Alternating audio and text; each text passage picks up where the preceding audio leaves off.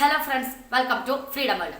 ഇന്ന് നിങ്ങളോട് ഞാൻ പറയാൻ പോകുന്നത് നമ്മുടെ സ്വന്തം അയ്യപ്പന്റെ നാട് എന്നറിയപ്പെടുന്ന പത്തനംതിട്ടയെ പറ്റിയാണ്. അപ്പൊ നമുക്ക് എന്തായാലും വീഡിയോയിലേക്ക് പോകാം. കേരളത്തിലെ തെക്കൻ ജില്ലകളിൽ ഒന്നാണ് പത്തനംതിട്ട.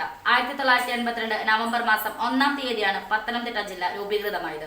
2011 കണക്കുകൾ പ്രകാരം ഇവിടുത്തെ ജനസംഖ്യ 11,97,412 ആണ്. വയനാട്ടിലെ ഇടുക്കിക്ക് ശേഷം കേരളത്തിലെ ഏറ്റവും ജനസംഖ്യ കുറഞ്ഞ 3-ാമത്തെ ജില്ലയാണിത്. രാജ്യത്തെ ആദ്യ പോളിയോ വിമുക്ത ജില്ലയായി പ്രഖ്യാപിക്കപ്പെട്ട പത്തനംതിട്ട 2011 സെൻസസ് പ്രകാരം കേരളത്തിലെ ഏറ്റവും സാക്ഷരതയുള്ള ജില്ലയാണ്. 2013 സെൻസസ് പ്രകാരം 1.17% മാത്രം ദാരിദ്ര്യമുള്ള പത്തനംതിട്ട ഇന്ത്യയിലെ തന്നെ ഏറ്റവും കുറഞ്ഞ ദാരിദ്ര്യമുള്ള 5 ജില്ലകളിൽ ഒന്നാണ്. സമുദ്രതീരങ്ങളില്ലാത്ത ഈ ജില്ലയിലെ ഏക റെയിൽവേ സ്റ്റേഷൻ തിരുവല്ലയിലാണ്. 5 സ്പെഷ്യാലിറ്റി ആയുർവേദ ആശുപത്രികളും മറ്റ് 43 സർക്കാർ ആയുർവേദ ആശുപത്രികളടക്കം വലിയ ആശുപത്രി ശൃംഖലയാണ് ഇവിടെ. ഒരു കാലത്ത് പന്തളം രാജവംശത്തിന്റെ അധീനതയിലായിരുന്ന പ്രദേശങ്ങളാണ് പത്തനംതിട്ട ജില്ലയുടെ പരിധിയിൽ ഏറെയും കരുതപ്പെടുന്നു. വളരെ പ്രസിദ്ധമായ ഹൈന്ദവ തീർത്ഥാടന കേന്ദ്രമായ ശബരിമല ഇവിടെയാണ് സ്ഥിതി ചെയ്യുന്നത്. കൂടാതെ ഗവി, ഇക്കോ ടൂറിസം മേഖലയുമുണ്ട്. 2642 ചതുരശ്ര കിലോമീറ്റർ ആണ് പത്തനംതിട്ടയുടെ വിസ്തീർണം. ഇതിൽ 1373 ചതുരശ്ര കിലോമീറ്റർ സ്ഥലം വനപ്രദേശമാണ്.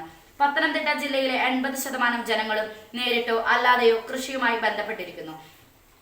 വ്യാവസായിക വിളയിൽ റബ്ബർ ഒരു പ്രധാന പങ്ക് വഹിക്കുന്നു.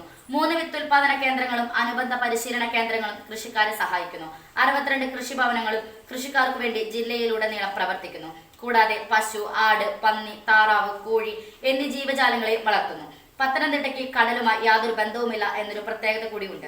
കേരളത്തിന്റെ പ്രാചീന സംസ്കാരത്തിന് പ്രതീകങ്ങളിൽ ഒന്നായി ഭഗവതി ക്ഷേത്രങ്ങളിൽ അവതരിപ്പിച്ചു വരുന്ന ഒരു അനുഷ്ഠാന കലയാണ് പടയണി. വസൂരി പോലെയുള്ള സാംക്രമിക രോഗങ്ങളിൽ നിന്ന് രക്ഷിക്കാൻ ദേവീപ്രീതിക്കായി മരുതക്കോലവും, ഇഷ്ടസന്താന ലാഭത്തിന് ദേവി പ്രസാദത്തിനായി കാലാരിക്കോലവും, രാത്രികാലങ്ങളിലെ ഭയം മൂലമുണ്ടായിത്തീരുന്ന രോഗങ്ങളുടെ ശമനത്തിനായി മാടൻ കോലവും കിട്ടുന്നു. AD 9-ാം നൂറ്റാണ്ടിൽ ജില്ല സംസ്കാരത്തിന്റെയും സാഹിത്യത്തിന്റെയും മേഖലയിൽ തഴച്ചു വളരുകയാണെന്നത് ശ്രദ്ധേയമാണ്. മലയാള സാഹിത്യത്തിന് വലിയ സംഭാവന നൽകിയ നിരവധി കവികൾ ഈ ജില്ലയിലാണ്. ഈ വീഡിയോ നിങ്ങൾക്ക് ഇഷ്ടമായെങ്കിൽ ലൈക്ക് ചെയ്യുക.